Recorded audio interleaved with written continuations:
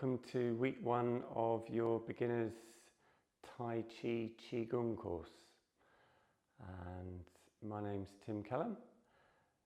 Today we're going to start with some warm-ups, a bit of standing Qigong and a couple of moves to start your physical and emotional first aid kit dealing with the liver and the gallbladder.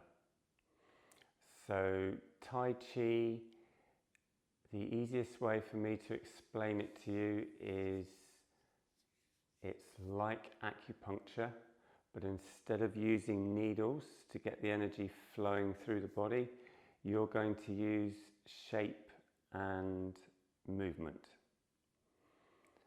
So much less painful, potentially. Okay, so I'll keep you moving through the class and explain things as we go along.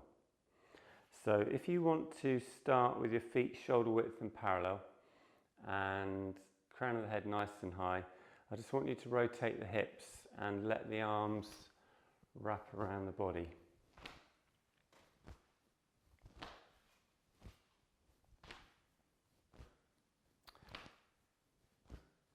So this is sometimes known as knocking on the gates of life, i.e. your kidneys. And you'll find we tend to hold tension in the shoulders and neck. So if we can relax those areas of the body, it generally invites the rest of the body to relax. And this movement, apart from stimulating the kidneys, is very good for waking up and motivating the internal organs.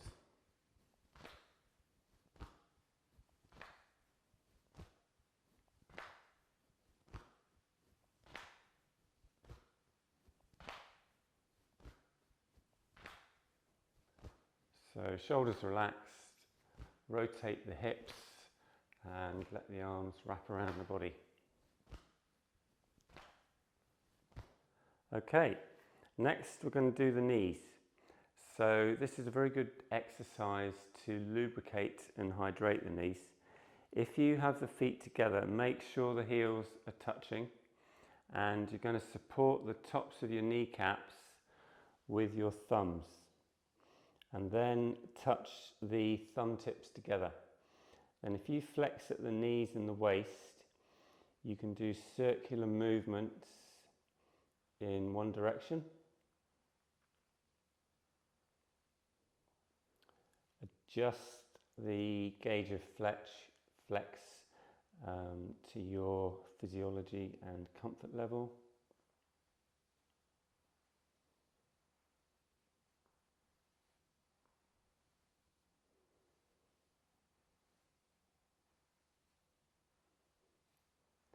And then come back round the other way.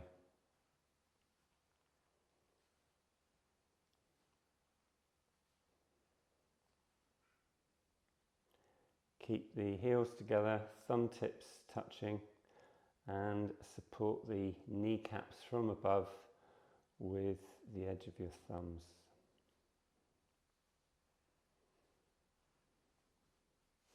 Okay, next we'll do the shoulders. So we're looking for some small rotations in one direction, and you want to be focusing on the sockets as opposed to the muscles when you do the movement. So generally the shoulders are going to be down, away from the ears, connected to the feet. So we're pushing weight down into the feet as we do the movement. And this will make more sense when we get into doing the movements later.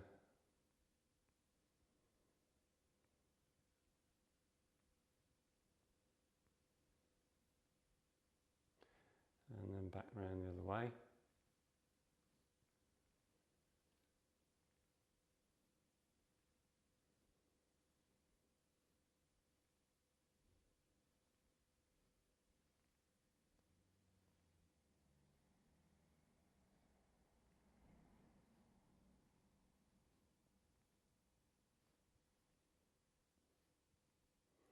Okay, and then we're going to do some exercises for the hands. So you're looking for a spiral movement with the wrist, rolling the forearms over each other and integrating those two movements together. So rolling the forearms over each other and spiraling the hands upwards.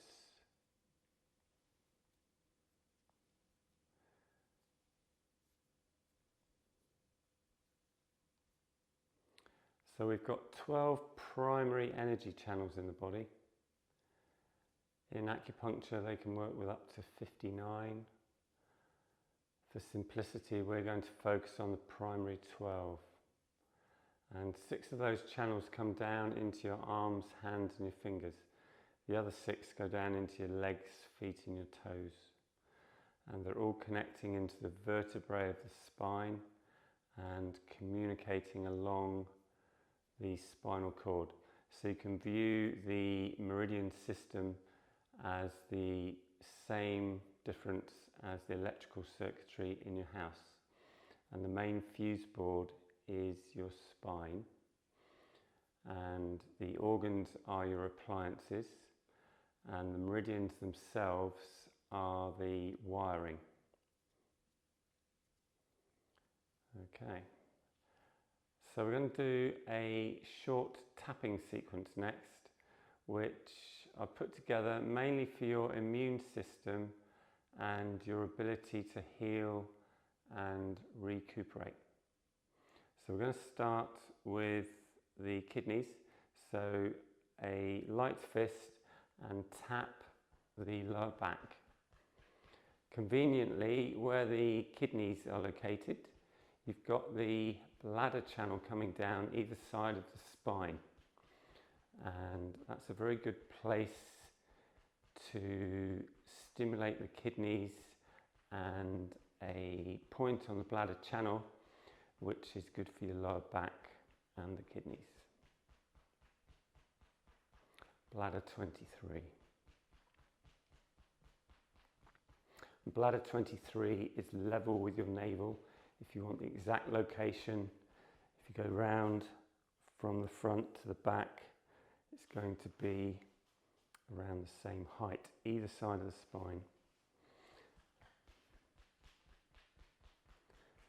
Okay, next we're going to come round to the rib cage underneath the chest.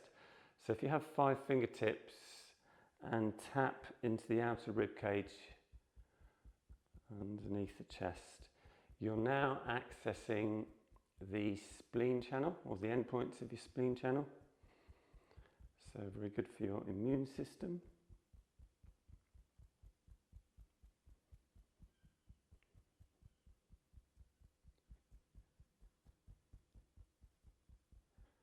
So you probably need to draw the shoulders back to get into this area.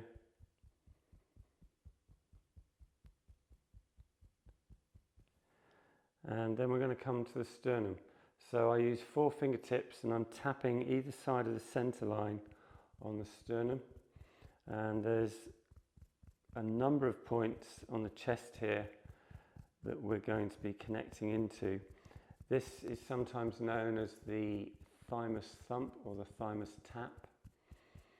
So your thymus generates T cells for the immune system, and it shares the same cavity as your heart. So this is also known as your happiness point.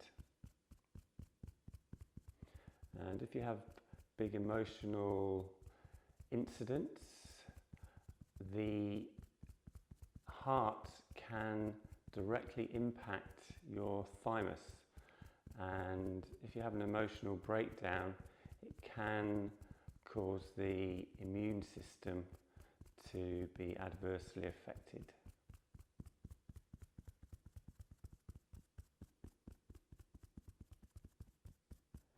Okay, then we're going to come up to the kidney 27 point.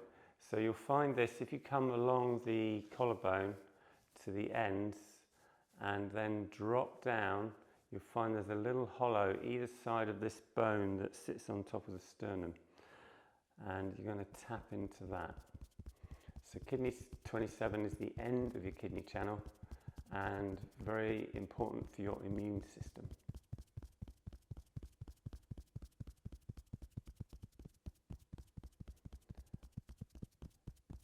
And it's quite a nice one to actually massage. So there are multiple ways to access the meridian system and the acupoints.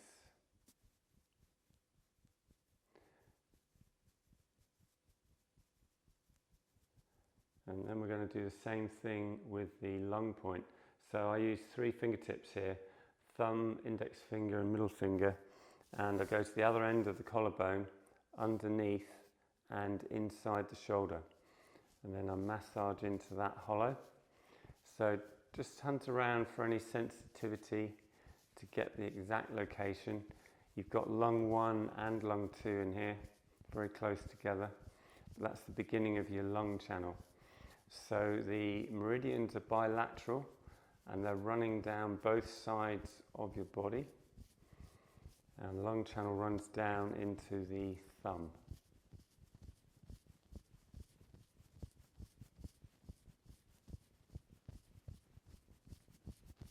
And then we're going to cross over to the other side and massage the opposite one. You can try and do both at once, but in my experience, when you do, the muscles close up and you can't really get in there so effectively. And it's worth noting the 12 primary meridians run in pairs. So where the lung channel runs down, it pairs with the large intestine channel, which then runs up, and they complete a circuit. So lung channel comes down the inside of the arm to the thumb, and then the large intestine channel comes up from the index finger over the top of the arm and actually finishes under your nose. So when you've got that circuit, if you break into that circuit or tap into it, wherever you stimulate it on either channel, you're going to get some effect on both of the channels, because it's going to get the flow or help motivate the flow around that circuit. And certain points are going to be more effective than others. So if you, I compared the meridian system to the wiring of a house, but in acupuncture they often refer to the meridian system as the waterways of the body. So the organ will be the lake or pool of energy, and the meridian itself will be a river. And then the acupoint you can look at as a vortex of energy, which is, like a strong point of energy in that system. So next we're going to do the face, either side of the nostrils. So you want to come underneath the bone, beneath the eyes, and I just tap there with a couple of fingertips, index and middle finger. Not too hard, you don't want to get bruising. But this is a stomach point. There's a couple of stomach points here, and that links or pairs with the spleen channel. So we're using this to access the immune system, but the acupoints are multifunctional. So you'll find this area is a very good pain relief point if you get toothache, good for the eyes, and it's also one of the Chinese beauty points. So they stimulate this area to alleviate bags under the eyes and alleviate wrinkles.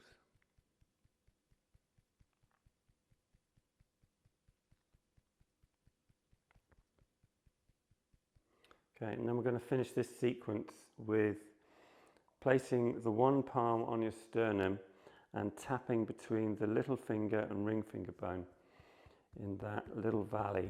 And I'm using 3 fingertips, and this is accessing the triple burner channel, which relates to the fascia, the membrane that holds you together underneath the skin.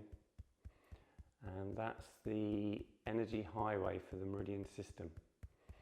So the more we can nurture the fascia, the more effectively energy is conducted around the body, and importantly, the fascia, or the triple burner channel, governs your ability to heal. It's an energy management system, and it regulates temperature and heat. Then we can swap hands.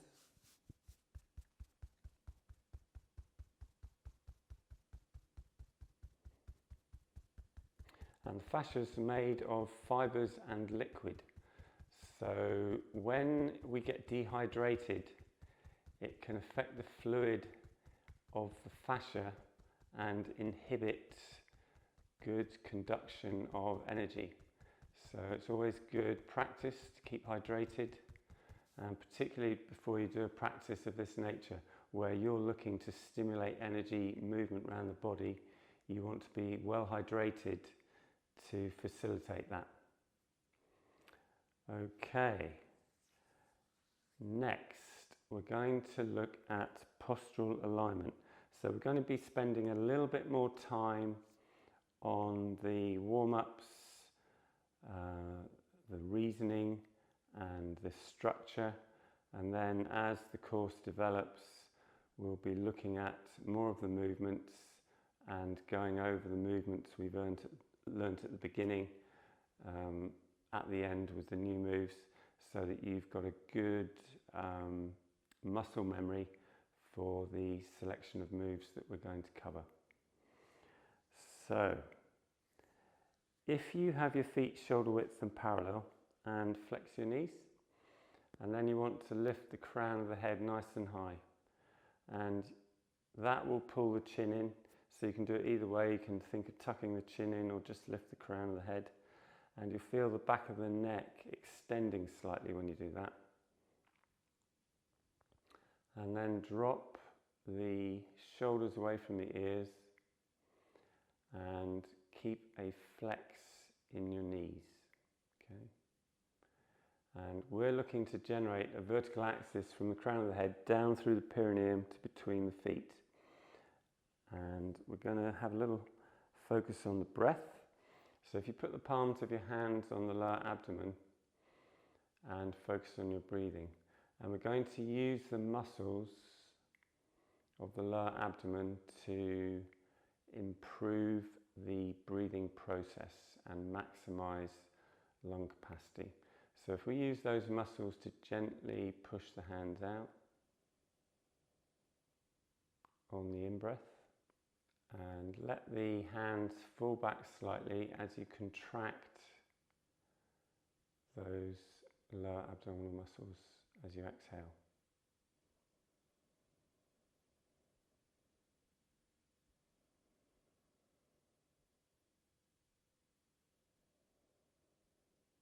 So in effect, we're using these muscles as a bellows, and as you expand down here, it's drawing air into the base of the lungs and it's filling them from the bottom up. Oftentimes we get to chest breathe and we don't utilize the lower portion of the lungs to their potential. And you're breathing 23 to 25,000 times a day. So there's a lot of energy out there on tap if we breathe efficiently. And that in turn benefits your energy levels and immune system. Another major benefit is the process pulls energy at your center. So it's drawing energy from the periphery, which is held there in tension, and brings it to the center, ready to respond to life from the middle, as opposed to a particular area. And it's very relaxing, very difficult to panic if you're belly breathing. And then I want you to relax your arms by your sides. So you want to imagine there's a small ball under each armpit, and as you keep the arms away from the torso, you generate more space for the lungs, so they can become very effective. And you'll find just holding this pose will deepen your breathing process. So keep the knees flexed and weight wants to be in the outside edges of the feet. Crown of the head high and chin tucked in. Feel the back of the neck extending and drop the shoulders down away from the ears.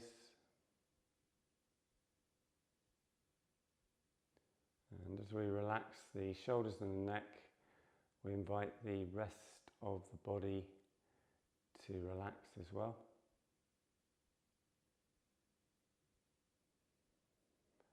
And generate that vertical axis down through the body. So imagine you're sat on the edge of a high stool. So we want the vertical axis, but we want to maintain the flex in the knees.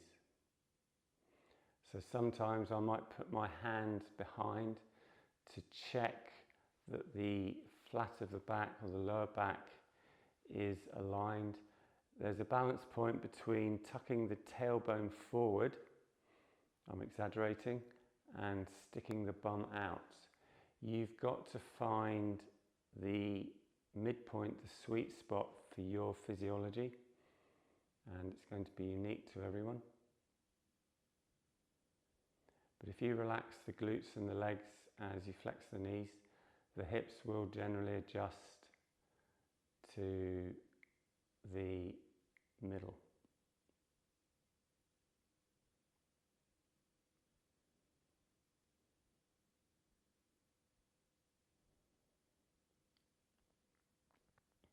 So this practice is known as standing Qigong or Zhan Zhuang, and that's spelt with a Z.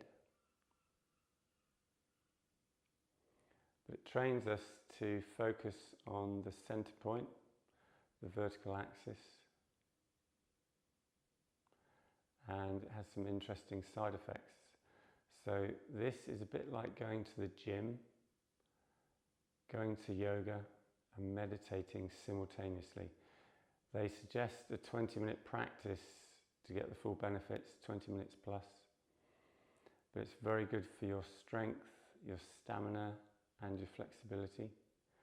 So the only way to hold the postures comfortably is to relax the muscles.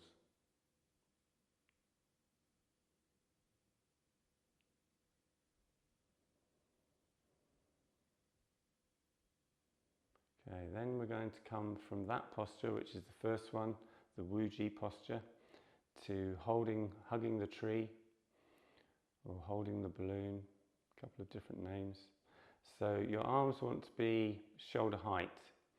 The elbows are slightly lower than the shoulders and the hands, and you want a spacing between the hands of 3 to 9 inches.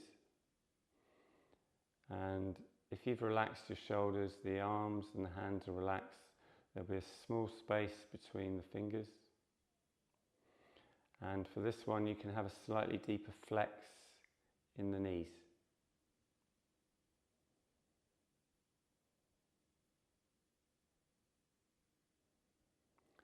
With the knees, you don't want them forward of your toes. And you may need to micro-adjust your hips with the extra flexion in the knees. But if we relax the glutes and the legs, that can happen naturally. And go back to lifting the crown of the head high, tuck the chin in, feel the back of the neck extending. And then once you have the structure organized, you can focus on relaxing and releasing any tension in the muscles. Common side effects for these exercises is your temperature is going to go up with the increased circulation, and you may well start shaking and trembling. Those side effects generally dissipate the more you practice, but you'll need to give it some time. You may need to take a couple of weeks, a couple of months for that to sort of fade into the background. But the temperature change is probably the most noticeable thing.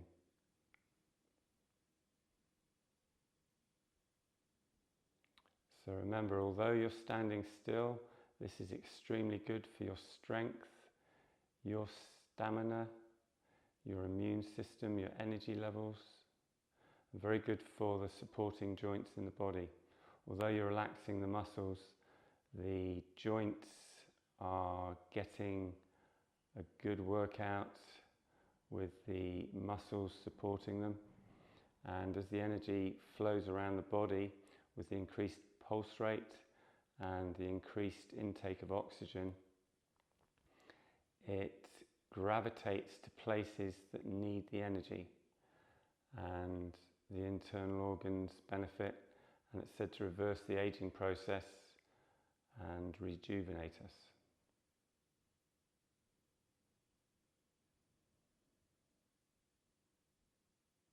Okay, if you want to lower your arms. So that's a little insight to Zhan Zhuang, and I appreciate you're here to learn Tai Chi and more the movements, but the standing Qigong is a discipline in its own right, but it teaches you alignment and makes you way more aware of when your posture is out, when you're leaning in a direction or when you're hunched with the shoulders. You just learn to appreciate having the shoulders more relaxed and being more upright, and that extra energy and vitality that it will offer you. So we'll now look at a couple of movements. So Tai Chi form, you're going to get solo movements linked together into patterns.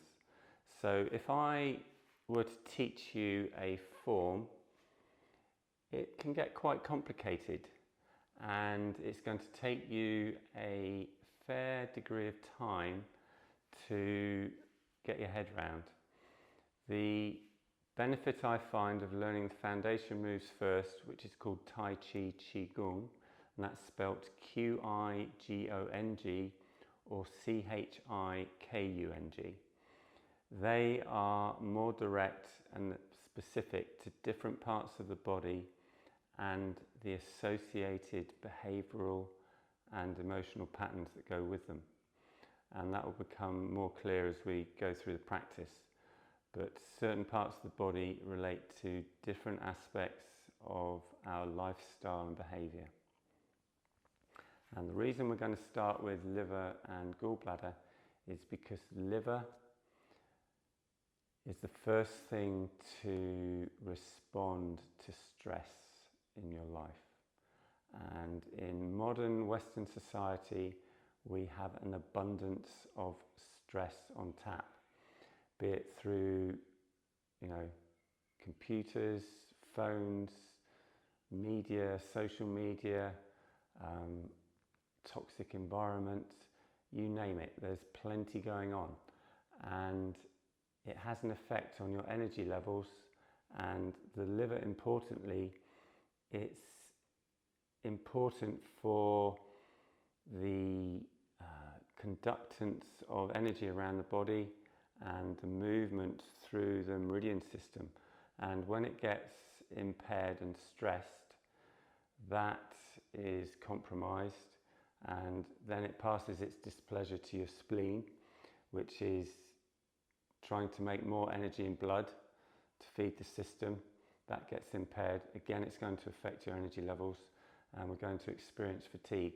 And importantly, both of those aspects, the liver, gallbladder, the spleen, the stomach, when they get out of whack, you're going to get irritable and grumpy and angry. And that's not very pleasant for you or for the recipient of your mood. So that's what we're going to start with. So feet shoulder width and parallel, and flex your knees. And I just want you to extend the legs and bring the arms up to horizontal. And then gently back down with the arms. Flex the knees as you come down.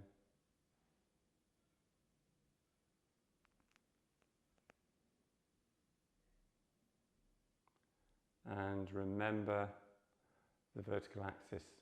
So the crown of your head is high, the chin's tucked in, and when you sink down, imagine you're sitting on the edge of a high stool to maintain the upright posture as you flex the knees.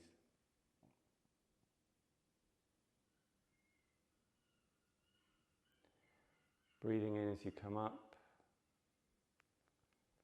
and out as you come down.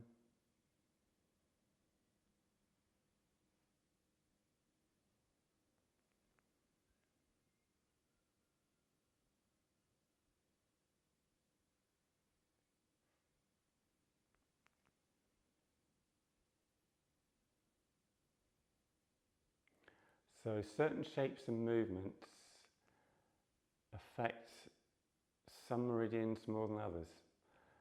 They're all communicating to each other along the spinal cord, but certain channels will be affected by certain movements. This one is very good for your liver and your gallbladder.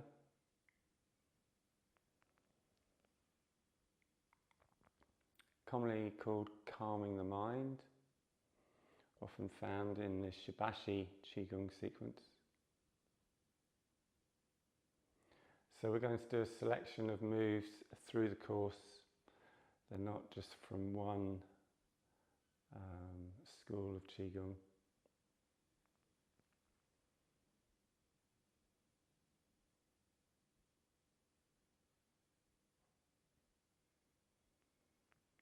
Crown of the head high, chin tucked in.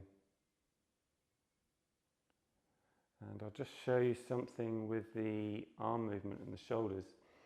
If I exaggerate, I can lift this arm with the muscles engaged and get the shoulder up around my ear. If I focus on the socket and the shoulder blade, similar to when we did the warm-up, as the arm comes up, the shoulder actually drops slightly and it pushes weight into the feet. So Tai Chi is looking to relax you, center you and ground you, and it wants you connected to planet Earth. It wants you to be aware and connected to nature because you're part of it. And when we do that, we can flow with the rhythms of nature as opposed to just thinking logically and attempting to live life through the left brain. We want to get a blend of logic and intuition, and it's this relaxation and connection to the earth that's going to amplify and enable that. So as you raise the arms, the movement is slightly restricted. You won't be able to raise the arm as high, but you'll have more weight down into the feet. And as we relax the muscles around the organized structure, that allows the muscles and the weight to sink and connect through the feet into the ground. When we hold tension and stress, the tension breaks that connection down into the ground, diminishes our connection to the flow of nature and the flow of life.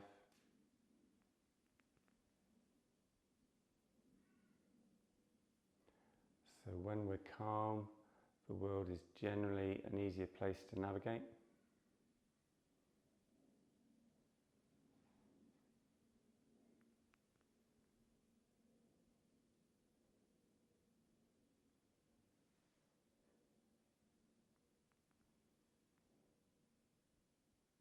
So there's no set time period for doing these moves, but you will find if you focus on one move for a longer period, you kind of get into it and you'll notice the effects more deeply. But however frazzled your mind might be, if you practice this move, in my experience, something happens within a couple of minutes. It will bring the energy down into the feet and help ground you and relax you.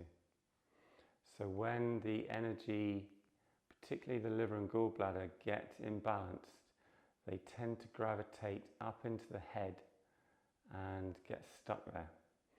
And you want the energy flowing so that it can come back down. It doesn't want to stay stuck up there. So the meridian system, we're not just interested in the organs, we're interested in the geography of the channels through the body. And importantly, both the liver and gallbladder have branches that come up into the head, behind the eyes and around the ears, and they're closely connected with your vision and eyesight.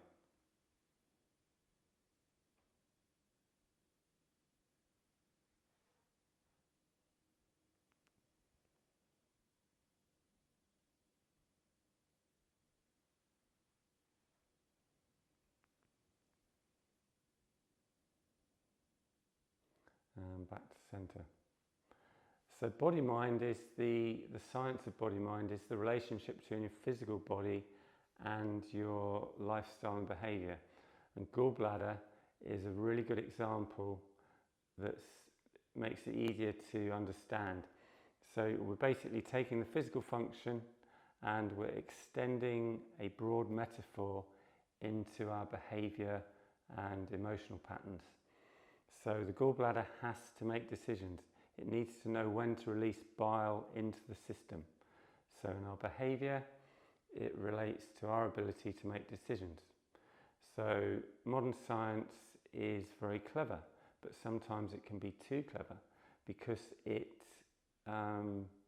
deals with symptoms very effectively, but it doesn't deal with the cause. So if someone has gallbladder issues and they whip your gallbladder out, that's all well and good. It may be less painful for you, but they haven't looked at the cause of that imbalance. So your physical body, you need to look at it as a barometer for your general well-being and equanimity. And when it starts tweaking, getting painful and talking to you, listen and look to see what behavioural adjustments, lifestyle adjustments, attitude adjustments you can make so that the body doesn't have to talk to you and inform you that something's out of sync. So if someone has gallbladder issues and they don't resolve them or get to grips with them, the situation is going to get worse and worse and more painful. They'll take the gallbladder out, but you've still got the problem. There's going to be two sides to the equation. Someone who is very indecisive and someone who's super black and white and it's one way, that's it.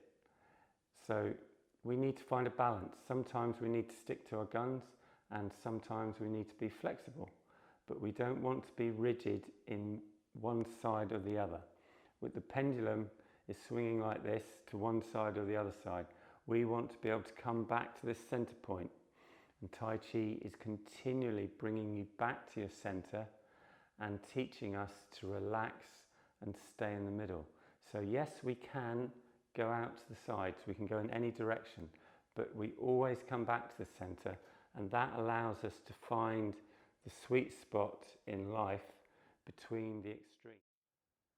Okay, so let's look at the second move I want to cover tonight, waving hands in clouds. So you're going to raise your left arm, I'm going to do the mirror image, feet shoulder width and have a flex in your knees, and then keep the shoulders aligned with the hips and rotate your hips to the left. Then when the hips stop moving, raise the opposite hand and lower that arm and come back in the other direction. So we're alternating from one side to the other. Keep the shoulders down away from the ears. As we relax the neck and the shoulders, we're going to relax the arm and the hand. The eyes want to be focused on the small spacing between the fingers, which naturally occurs when we relax. And remember your vertical axis. So with the crown of the head high, chin tucked in, we rotate around that axis from one side to the other.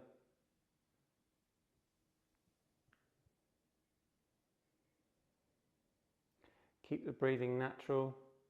If you wish, you can breathe in one direction and out in the other.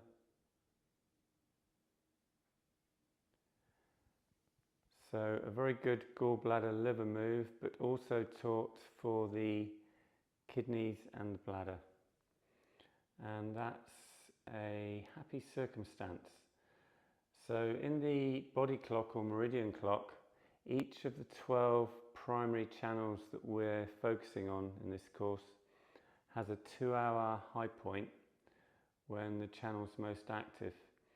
You'll find the gallbladder and liver are most active between 11 p.m. and 1 a.m.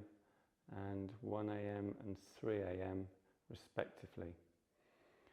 So if you ever get interrupted sleep in the early hours and wake up with creative ideas, things to organize and plan, decisions to make, it can be indicative that the liver and gallbladder channels are perhaps not flowing smoothly or might be overactive. There might be some stress in the system which is affecting their smooth running. So if you do this move before you go to sleep, it can invite uninterrupted sleep and help the liver and gallbladder to run smoothly without waking you up. And the kidneys and the bladder, if they're calmed down and running smoothly, it's going to switch off the adrenals and make sure you're not in sympathetic mode when you go to bed, and generally help you sleep. And the kidneys love horizontal. That's when they find it easiest to replenish themselves.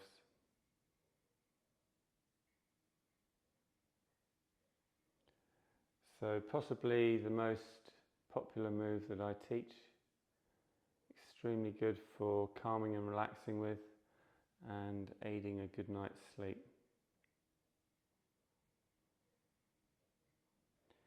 And we're looking to breathe in and out through the nose and have a soft focus with the eyes, just as we do in the calming the mind. And both those actions promote the parasympathetic nervous system and help us to get into rest and digest mode.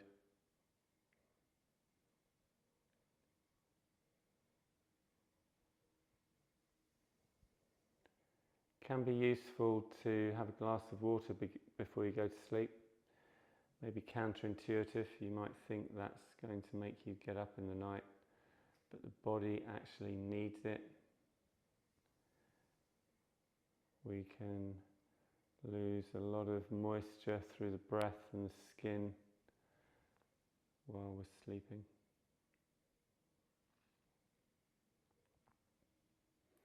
And this one's called waving hands in clouds. So you'll inevitably find a variation of this move in the Tai Chi forms.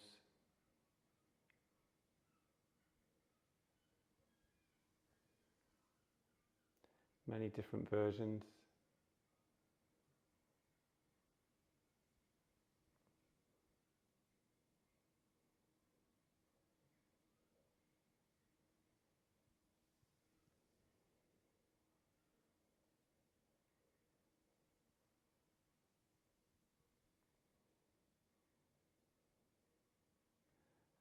again, we're moving around.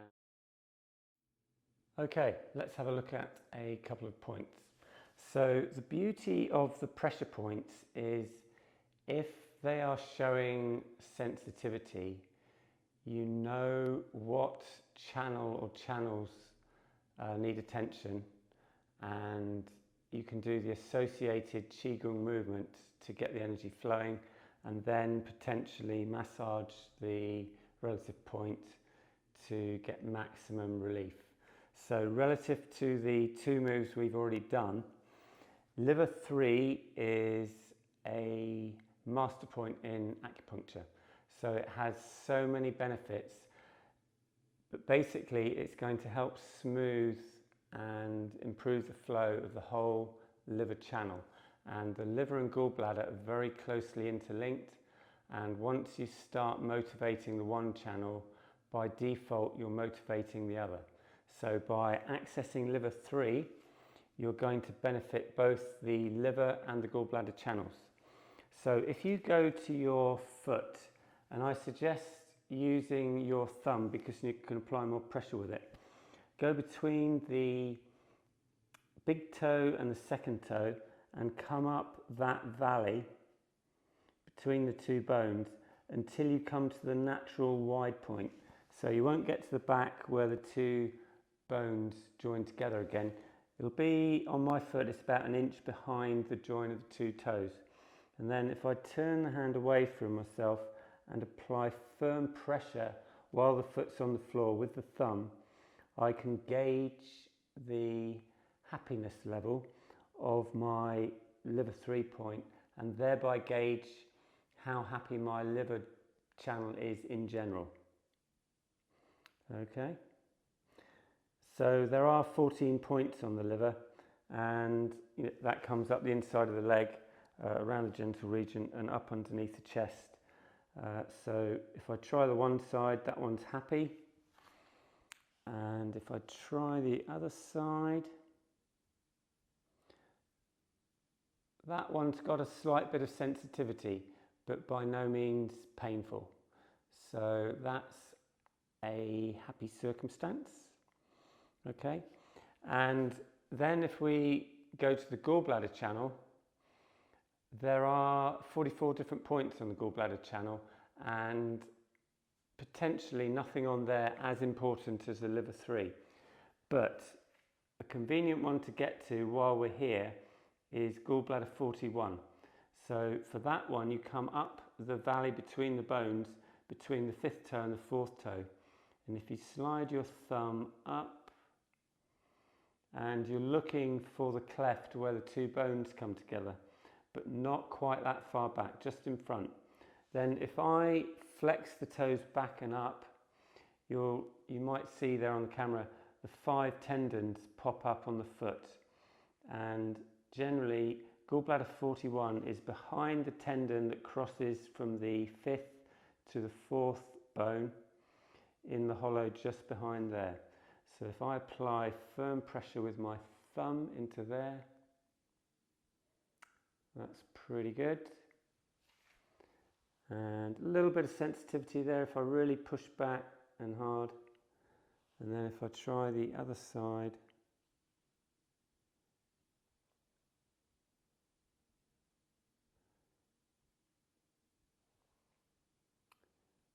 probably about the same, nothing serious, a little bit going on. Got a big building project going on in the garden, so lots of decisions to make, and a bit more organising and planning than usual.